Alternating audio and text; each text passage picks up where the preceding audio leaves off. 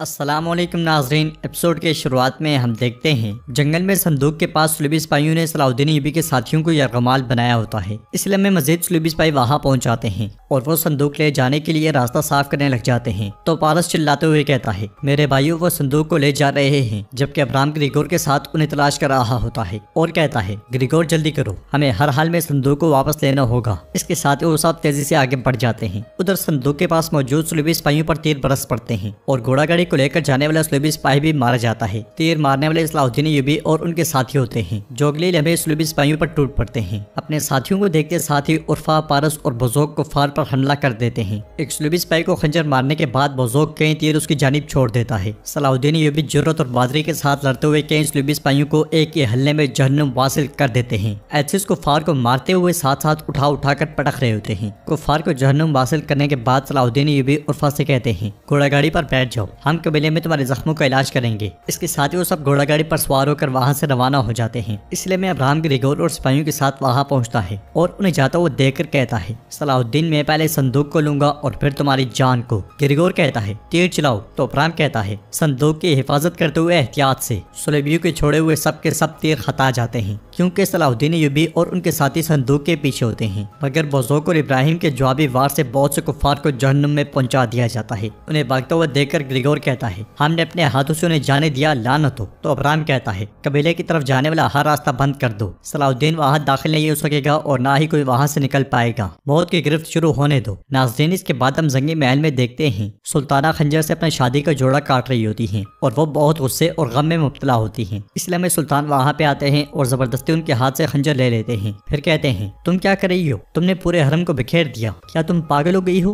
तो सुल्ताना कहती है, आपने मुझे पागल किया है। इस जोड़े को देखें, अच्छे से देखें। ये वो लिबास है जब मैं पहली बार महल में आई थी तो पहना हुआ था। मैंने अपनी पूरी जिंदगी आपके लिए वक्फ कर दी। मेरी सिर्फ एक ख्वाहिश थी, आपके सर का ताज और आपके दिल का तख्त बनना। लेकिन आपने असमत से शादी करने का इरादा किया और सब कुछ बर्बाद कर दिया। ये कहते साथ ही सुल्ताना आगे बढ़ती है और कमरे में मौजूद चीजें बिखेरने लग जाती हैं। सुल्तान उनके पास जाकर कहते हैं, मैंने तुमसे शादी क्यों की? मैंने सोचा कि खूबसूरत हो, मेरे दिल की रोशनी बनोगी। मैंने सोचा कि जब रियासती मामला आएगा तो सूरत हाल समझ जाएगी, क्योंकि तुम एक रियासती खातून थी। मैं तुम्हें कई बार बता चुका हूँ कि मैं इसमत खातून से शादी क्यों कर रहा हूँ। क्या तुम अब भी मुझे ऐसा समझ रही हो? जवाबन सुल्ताना कहती हैं, आप चाहते हैं कि हर कोई आपको समझे, लेकिन आप किसी को नहीं समझते। मैं आपको कोई वारिस नहीं दे सकी। अब आप उस खातून से शादी करेंगे जिससे आप पहले प्यार करते थे। क्या आपको एहसास है कि आप मेरे गुरूर को कैसे कुचल रहे हैं? आपने जिस मलका से मोहब्बत की थी, आपने उसे खो दिया है, नूरुद्दीन। लेकिन ये जान ले कि मैं इस शादी को कभी कबूल नहीं करूंगी। ये कहते साथ ही सुल्ताना चली जाती हैं। उधर बोरो कबीले के सरदारी खेमे में असमत खातून, करातेगन और सरदारान मौजूद होते हैं। करातेगन सरदारान से कहता है, नूरुद्दीन जंगी अपनी लोमड़ी जैसी चालाकी से हमारा कबीला अपनी मुट्ठी में करना चाहता है। क्या एक लोमड़ी भेड़िए की क़यादत कर सकती है? जवाबन वहाँ मौजूद एक सरदार कहता है, सुल्तान नूरुद्दीन ने और असमत खातून ने अपना फैसला सुना दिया है। असमत खातून हमारे कबीले के सरबराह के तौर पर सुल्तान के साथ एक हो गई। उनके साथ इत्तेहाद करना हमारे लिए फायदेमंद है। तो करातेगन कहता है, ठीक है, यकीनन तुम करोगे। जो भी इस कबीले का सरबराह है तुम उसकी इताअत करोगे, लेकिन इस कबीले का सरबराह बदलेगा। मैं सरदारी के लिए जिरगा बुलाना चाहता हूँ। इस पर असमत खातून कहती है, अपने बुग़्ज़ की वजह से तुम जिरगा नहीं बुला सकते। करातेगन कहता है, मैं इस कबीले की सरदारी करने वाले के खून से हूँ, मुझे जिरगा बुलाने का हक है।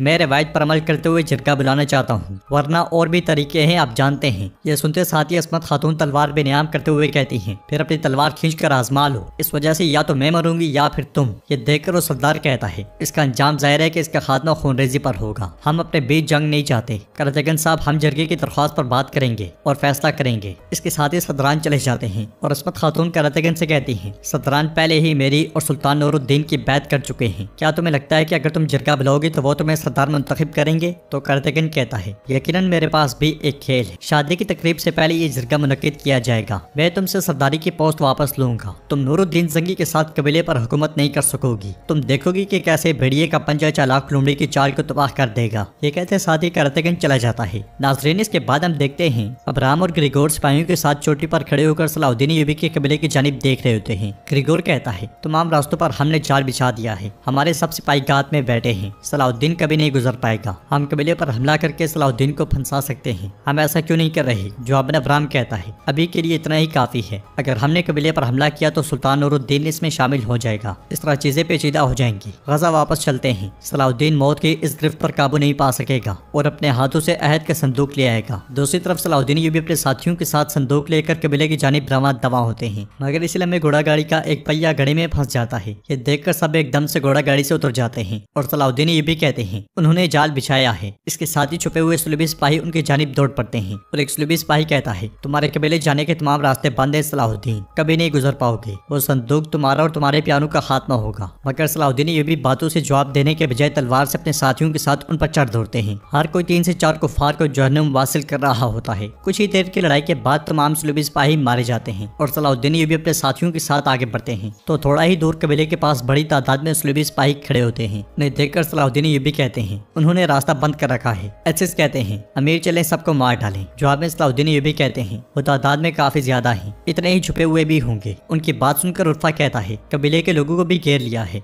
अब हम क्या करेंगे अमीर। इधर अमीर अयूब, सुरैया खातून, राबिया और सिपाहियों के साथ सामान लेकर जंगल से आगे बढ़ रहे होते हैं और आगे बढ़ते हुए अमीर अयूब कहते हैं हमें ताजरों के जाने से पहले शाम के बाजार में सामान पहुंचाना होगा। मगर इसके साथ ही उनके सामने एक जाल नमदार होता है। देखते देखते बड़ी तादाद में सुलभी सिपाही भी वहां पहुंच जाते हैं और कमांडर कहता है इनमें से किसी को भी यहाँ से निकलने मत देना, इनका सामान जब्त कर लो। यह सुनकर सुरैया खातून कहती है हमारी जान लेना काफी नहीं था कि अब हमारे सामान पर भी नजर रखी हुई है कमीनों। तो कमांडर कहता है ये पहली सजा है जो तुम्हें दे रहे हैं। हमने तुम्हारे कबीले की जानिब जाने वाले तमाम रास्तों पर कब्जा कर लिया है। अगर तुमने दोबारा निकलने की कोशिश की तो सिर्फ तुम्हारे सामान को नहीं बल्कि तुम्हारी जाने भी लेंगे। अमीर अयूब कहते हैं अपनी बहादुरी अपने दुश्मनों को मैदान में दिखाओ, रास्ते बंद करना और सामान लूटने का क्या फायदा। यह सुनकर कमांडर कहता है तुम्हारे बेटे सलाउद्दीन ने भी हमारी बहुत कीमती चीज चुराई है, तुम सब उसकी कीमत अदा करोगे। तो अमीर अयूब कहते हैं अगर मेरे बेटे ने तुम्हारी दुम पर कदम रखा है तो तुम इसी के मुस्तहिक हो, लेकिन हम ना तुम्हें अपना सामान देंगे और ना ही अपनी जाने देंगे। जवाबन कमांडर कहता है देखो हम इन लोगों को तुम्हारी आंखों के सामने मार देंगे। तमाम रास्ते हमारे सिपाहियों से भरे हुए हैं, वो कबीले से निकलने वाले हर एक को मार देंगे। उनके सिपाहियों की तादाद को देखते हुए अमीर अयूब बेबस दिखाई देते हैं। दूसरी तरफ सलाउद्दीन अयूबी उर्फा से कहते हैं तुम जाओ और संदूक को किसी गार में छुपा दो। पारस कबीले की तरफ एक कबूतर भेजो, कोई बाहर ना निकले और कोई फिक्र ना करे, मजबूत रहें। मेरे शिकंजे को तोड़कर बहुत जल्द कबीले वापस आऊंगा। एसिस तुम मेरे साथ आओ, हम गजा जाएंगे। उधर अमीर अयूब सामान लूट जाने के बाद वापस कबीले जा पहुंचते हैं। अस्मा खातून सुरैया से पूछती हैं क्या हुआ सुरैया। तो सुरैया कहती है हम पहुंच नहीं पाए, सुलभियों ने तमाम रास्ते बंद कर दिए। फिर अमीर अयूब कहते हैं उन्होंने हमारा सामान भी जब्त कर लिया।